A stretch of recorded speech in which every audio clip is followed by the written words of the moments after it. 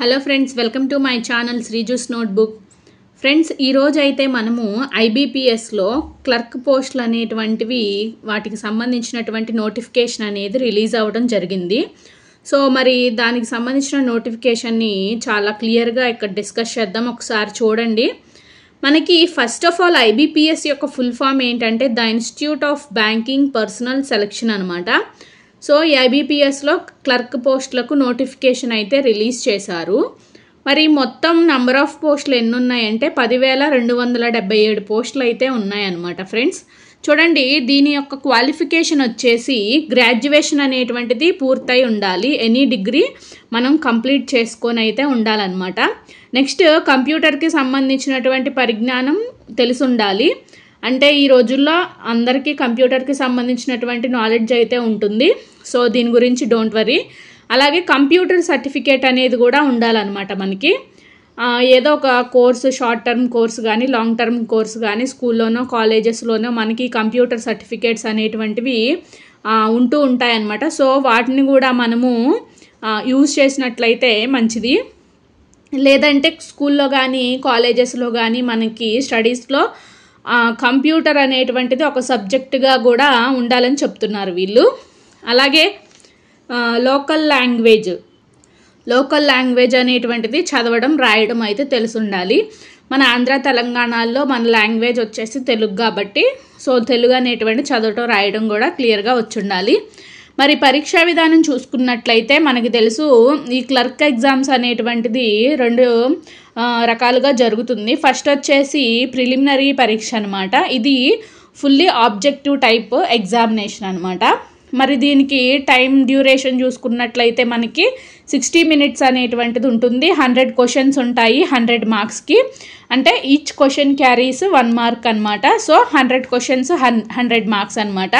మరి ప్రిలిమ్స్ యొక్క సిలబస్ మనం చూసుకున్నట్లయితే ప్రిలిమ్స్ ఎగ్జామ్ 100 మార్క్స్కి సంబంధించినటువంటి సిలబస్ గురించి డిస్కస్ చేసినట్లయితే మనకి మొత్తంగా 3 సబ్జెక్టులు అయితే ఉంటాయన్నమాట. ఇంగ్లీషు, న్యూమరికల్ ఎబిలిటీ అండ్ రీజనింగ్కి సంబంధించినటువంటి క్వశ్చన్స్ అయితే ఉంటాయి.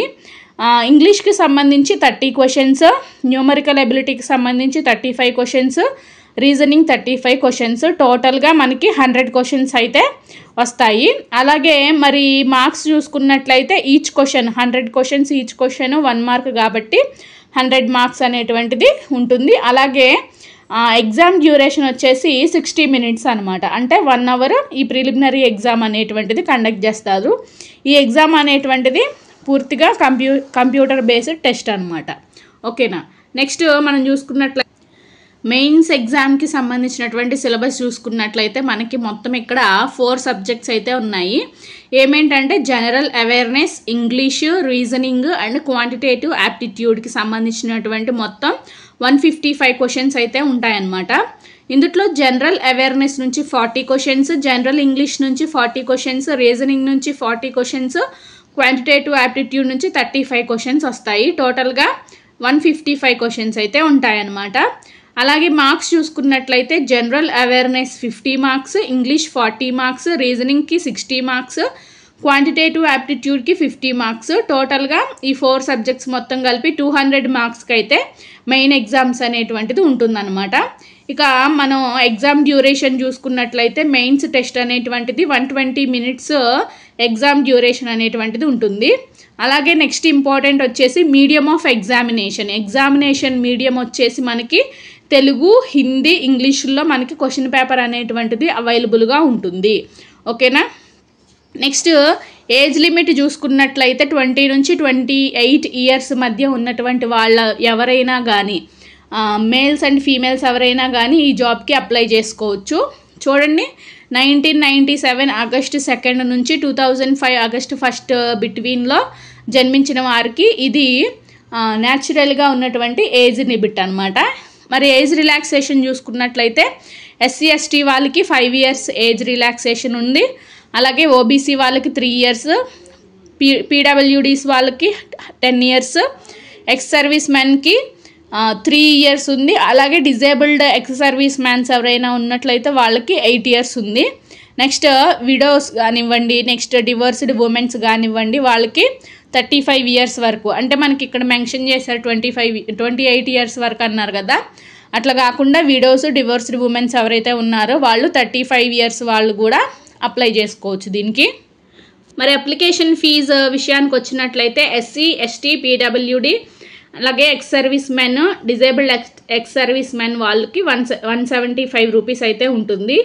అలాగే రిమైనింగ్ అదర్స్ ఎవరైతే ఉన్నారో వాళ్ళందరికీ కూడా 850 రూపీస్ అయితే ఛార్జ్ చేయడం జరుగుతుంది.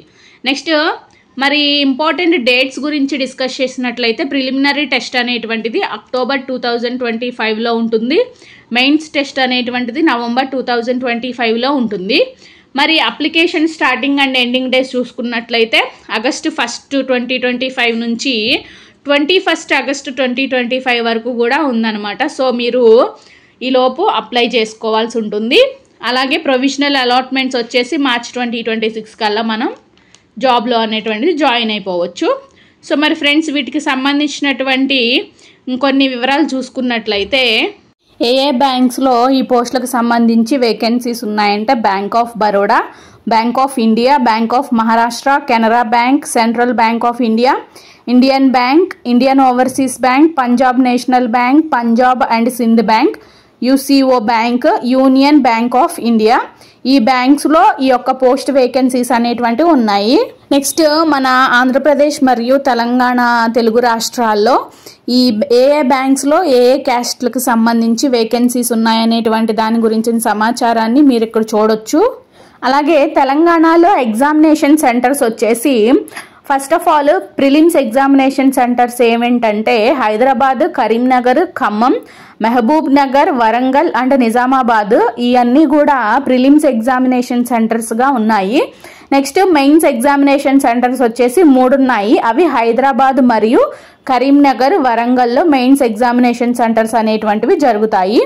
మరి ఇంకా ఆంధ్రప్రదేశ్కి సంబంధించినటువంటి ఎగ్జామినేషన్ సెంటర్స్ చూసుకున్నట్లయితే అనంతపూర్, ఏలూరు, గుంటూరు, విజయవాడ, కడప, కాకినాడ, కర్నూలు, నెల్లూరు, ఒంగోలు, రాజమండ్రి, శ్రీకాకుళం, తిరుపతి, విశాఖపట్నం మరియు విజయనగరం ఇవన్నీ కూడా ప్రిలిమ్స్ ఎగ్జామినేషన్కి సంబంధించినటువంటి సెంటర్స్ అన్నమాట.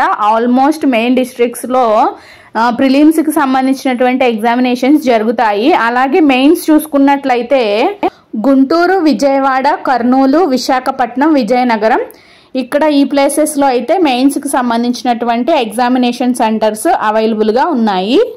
ఇంకా ఈ యొక్క పోస్ట్కి అప్లై చేసుకోవడానికి ఏమేం సర్టిఫికేట్స్ కావాలి, ఏమేమి అప్లోడ్ చేయాలి అనేటువంటి వాటి గురించి కూడా ఇక్కడ క్లియర్గా మీకు స్క్రీన్ మీద చూపిస్తున్నాను. ఒకసారి చూసుకోండి ఏమేమి అవసరం అవుతాయో. సో ఇది ఫ్రెండ్స్ ఐబీపీఎస్లో క్లర్క్ పోస్టులకు సంబంధించినటువంటి నోటిఫికేషను. దాని గురించి సంబంధించినటువంటి ఎవ్రీ డీటెయిల్డ్ కూడా నేను ఇక్కడ మీకు ఎక్స్ప్లెయిన్ చేయడం జరిగింది. సో ఈ వీడియో మీకు నచ్చినట్లయితే ప్లీజ్ లైక్ చేయండి, షేర్ చేయండి. అలాగే ఎవరైతే డిగ్రీ కంప్లీట్ చేసి జాబ్లెస్గా ఉంటున్నారో లేదంటే జాబ్స్కి ప్రిపేర్ అవుతున్నారో వాళ్ళందరికీ కూడా ఈ జాబ్స్ అనేటువంటివి చాలా హెల్ప్ఫుల్గా ఉంటాయి. మెయిన్ ఏంటంటే ఈ ఎగ్జామ్ అనేటువంటిది తెలుగులో కూడా అవైలబుల్గా ఉంటుందన్నమాట. సో అదొక ప్లస్ పాయింట్గా మనము దీన్ని తీసుకోవచ్చు. ఈ బ్యాంక్ జాబ్స్ అనేవి మనకి ఇయర్లీ వన్స్ అయినా వాటికి సంబంధించిన నోటిఫికేషన్ అనేటువంటిది రిలీజ్ అవుతూ ఉంటుంది కాబట్టి చాలామంది ఈ బ్యాంక్ జాబ్స్ని గోల్గా పెట్టుకొని లాంగ్ టర్మ్ ప్రిపరేషన్లో ఉంటారనమాట. ఫ్రెండ్స్ ఈ యొక్క అఫీషియల్ నోటిఫికేషన్కి సంబంధించినటువంటి లింక్ అయితే నేను డిస్క్రిప్షన్లో ఇస్తాను, ఒకసారి చెక్ చేసుకోండి. Thank you for watching.